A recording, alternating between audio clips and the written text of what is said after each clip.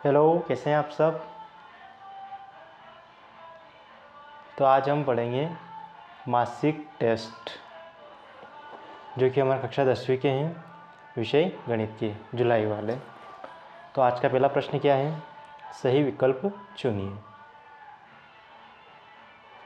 सही विकल्प पहला क्या है, 3 गुणा 5 गुणा 7 प्लस 7 है एक अभाज्य संख्या। भाज्य इन कुछ नहीं कहा जा सकता, इनमें से कोई नहीं। तो सोल्व करते हैं इसको। 3 गुणा 5 कितना होगा, 15 गुणित 7 प्लस 7। 15 का 7 में गुणा करेंगे 105 आएगा, प्लस 7 112। तो 112 क्या है, एक भाज्य संख्या। ऑप्शन नंबर बी हमारा सही होगा। दूसरा सही विकल्प देखते हैं हम। बहुपद x square plus 7x plus 10 के शून्यक होंगे। इसके शून्यक निकालने हैं, तो एक्स स्क्वायर प्लस 7 प्लस 10 शून्यक कैसे निकालते हैं। जब भी हम शून्यक निकालेंगे तो 10 का गुणा एक्स स्क्वायर में करेंगे, 10 एक्स स्क्वायर प्लस 7x के ऐसे टुकड़े करेंगे तो इनका गुणा करने पर 10 आना चाहिए और इनको जोड़ और घटाव करके 7 लाना है। तो 2 और 5 इसके टुकड़े होंगे, 5 का 2 गुणा करेंगे 10 आ जाएगा और 2 और 5 कितने होंगे, 7। लिखते हैं x square plus 2x plus 5x plus 10। यहाँ से क्या आएगा, x कॉमन, क्या बचा x प्लस 2। यहाँ से क्या कॉमन आएगा, 5।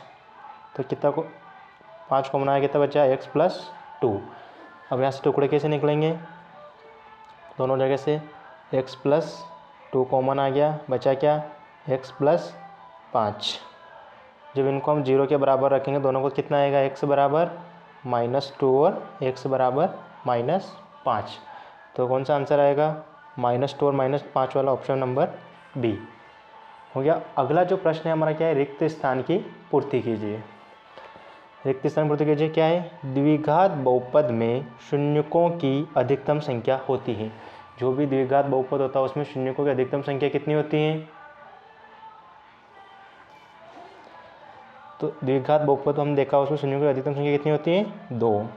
ठीक है, अधिकतम शून्यकों की संख्या 2 होगी।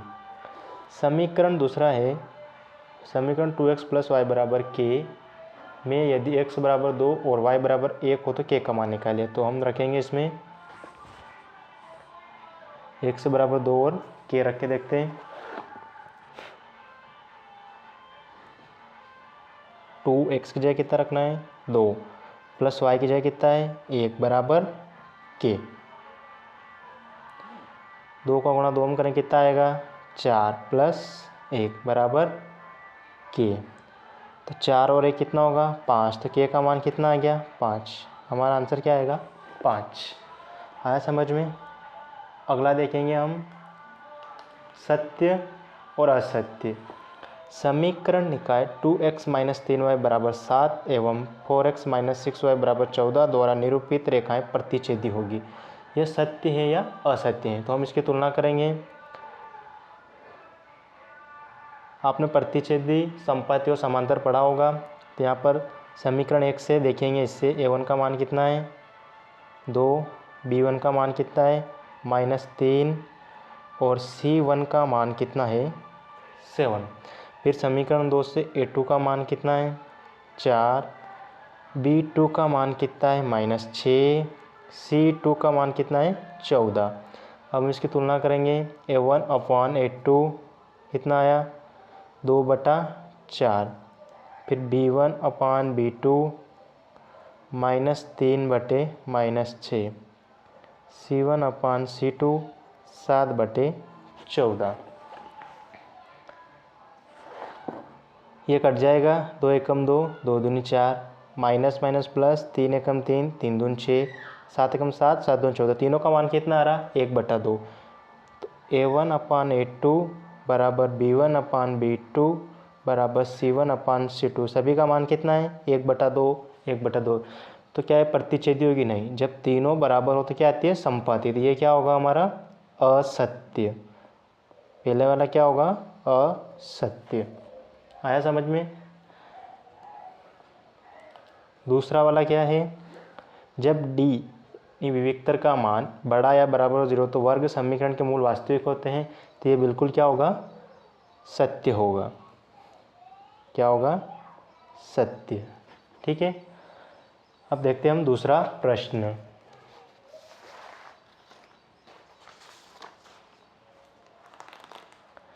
एक शब्द और एक वाक्य में उत्तर दीजिए। प्रश्न 4 है हमारा, द्विघात पहला क्या है, द्विघात समीकरण ax² + bx + c = 0 का विविक्तर ज्ञात करने का सूत्र लिखिए। तो विविक्तर का सूत्र आपको याद होगा, क्या है, d = b² - 4ac, ये हमारा विविक्तर का सूत्र होगा। दूसरा क्या है, संख्या 5005 की अभाज्य गुणनखंड निकालिए। इसके अभाज्य गुणनखंड निकालेंगे हम 5005 के अभाज्य गुणनखंड। सबसे पहले किसका आएगा इसमें, 5 का, 5 एकम 5 0 0 और 5 एकम 5। अब कौन सी संख्या जाएगा, 7 का। 7 का दिन कितनी बार आएगा, 7 एकम 7, कितना बचा, 3, 7 चौक 28, कितना बचा फिर 2, 21 हो गया, 7 तिया 21। अब किसका जाएगा,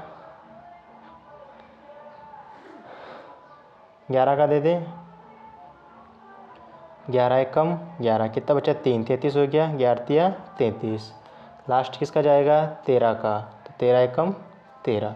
तो इसके अभाज्य गुणनखंड क्या है, 5 × 7 × 11 × 13, ये हमारे अभाज्य गुणनखंड हो गए। अब हम सही जोड़ी, जो हमारा प्रश्न 5वां है, उसको हल करेंगे। क्या है, पहला, द्विघात बहुपद ax² + bx + c के शून्यकों का गुणनफल। शून्यों का गुणनफल क्या होता है, सूत्र याद होगा आपको, c/a। तो ये किससे मिलेगा, पहला तीसरे से। आया समझ में, ये हमारा सूत्र हो गया। √2 संख्या है, क्या है, एक परिमेय या अपरिमेय, तो जो भी रूट में संख्या होती है वो क्या होगी, अपरिमेय। ये हो गया पहला वाला। दूसरा है x + 2y + 3 = 0, यदि x = 0 हो, x = 0 हो तो मान निकालेंगे इसको हम हल कर लेते हैं, नीचे हल करेंगे इसको। तीसरा वाला, x = 0 रखा, +2y + 3 = 0, तो 2y 3 इधर आएगा माइनस का होगा, तो y = -3/2, 2 बटे में चला जाएगा तो कहाँ मिलेगा, y = -3/2। तीसरे का इससे मिलेगा। चौथा है, द्विघात समीकरण x² - 1 = 0 के मूल हैं, तो इसके मूल निकालने क्या होगा, इसको भी हल कर लें हम।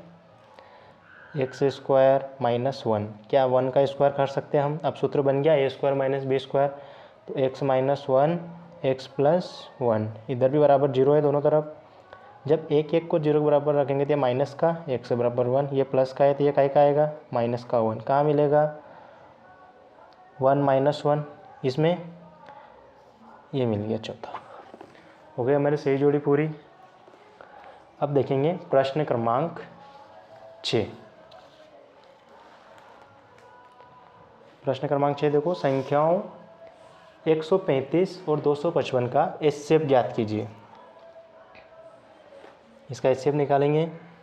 पहले हम 135 के गुणनखंड करते हैं, 5 से देंगे सबसे पहले, 5 दूनी 10, कितना बचा, 3, 5 7 35, 3 का दे दे, अब 3 9 27, फिर 3 3 9, फिर 3 से आएगा 3 एकम 3। अब किसका देखेंगे, 225 के गुणनखंड करके, इसमें किसका जाएगा सबसे पहले, 5 का, 5 चौक 20, 2 आया 25 हो गया, पापा 25, फिर 5 से देंगे तो 5 का 9 बार देंगे तो 5 9 45। अब 3 से जाएगा, 3 3 9, फिर आएगा 3 एकम 3। अब हमें इसके HCF निकालने हैं, तो इनके गुणनखंड लिख देंगे हम।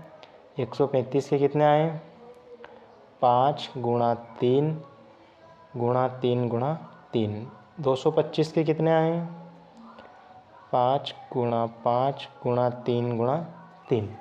तो इनका HCF कितना होगा, एक तो 5 का जोड़ा बन गया, फिर 3 का बना, फिर 3 का बना, तो HCF कितना निकलेगा, 5 × 3 × 3, 5 का 3 में 15, 15 का 3 में करेंगे 45, आ गया HCF। हमारा आंसर कितना होगा, 45।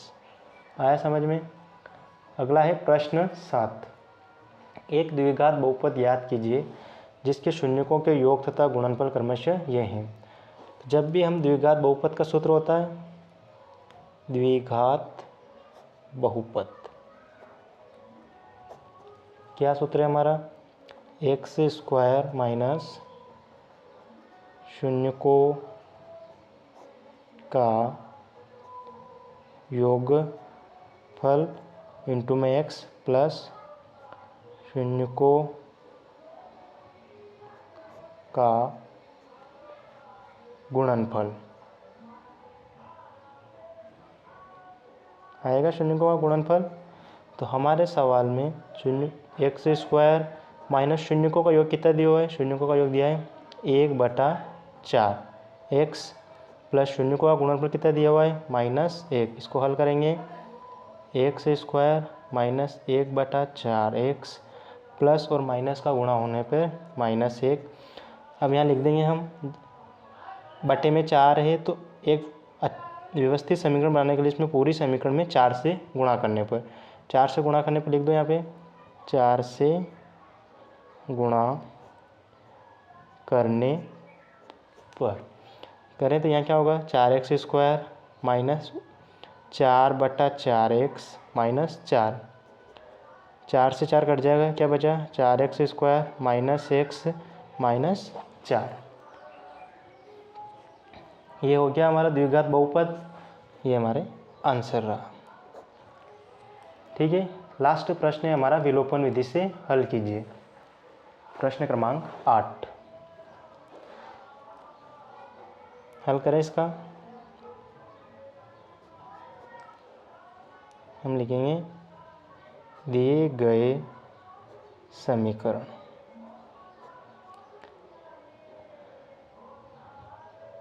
x/2 प्लस 2y/3 बराबर -1।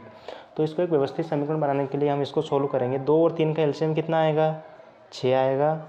6 एलसीएम लिया हम, 2 का भाग 3 में देंगे, 2 तिया 6, 3 का गुणा कहाँ होगा? x में, कितना हो गया? 3x प्लस 3 का भाग 6 में देंगे तो 3 दूनी 6, 2 का गुणा 2 में होगा तो 4y बराबर -1। अब क्या करेंगे? 3x प्लस 4y, 6 इधर जाएगा, कहाँ जाएगा? गुणे में, -1 का गुणा 6 में होगा तो -6 हो गया। ये हमारी समीकरण 1 बन गई। अब क्या करेंगे? समीकरण 2 निकालेंगे हम, x माइनस y/3 बराबर 3। इसको भी सोल्व कर लें।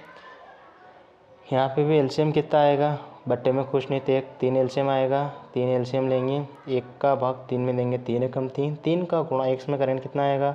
3x माइनस 3 का भाग 3 में दिया तो 1, 1 का गुणा y में होगा 3y बराबर 3। अब क्या करेंगे? 3x माइनस y, 3 इधर जाएगा, गुणे में 3 3 9, 3x माइनस y बराबर 9। समीकरण 2 हो गई। अब विलोपन विधि में हम दोनों समीकरण कैसे हल करेंगे? 3x प्लस 4y बराबर -6। दूसरी समीकरण क्या बनाई हमने?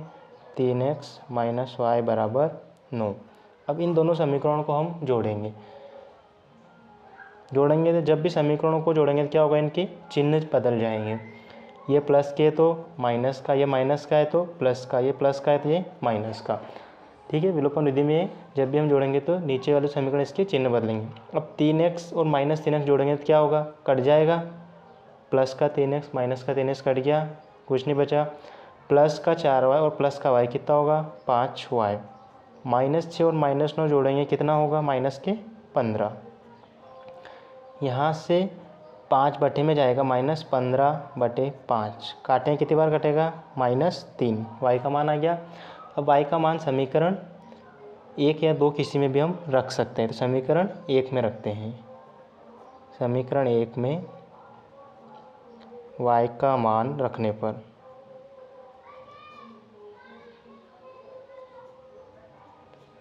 रखें समीकरण 1 में, ये रही समीकरण 1। 3x प्लस 4y है, 4y का मान कितना है? -3 बराबर -6। 3x हो गया, प्लस 4 का गुणा 3 में करेंगे, 4 3 12 प्लस माइनस 4 3 12 बराबर -6। अब क्या करेंगे? 3x -6, -12 इधर जाएगा तो प्लस का 12, 3x बराबर -6 और +12 कितना होगा? प्लस का 6। अब हम x बराबर निकालेंगे, 3 इधर बटे में जाएगा 6 के, तो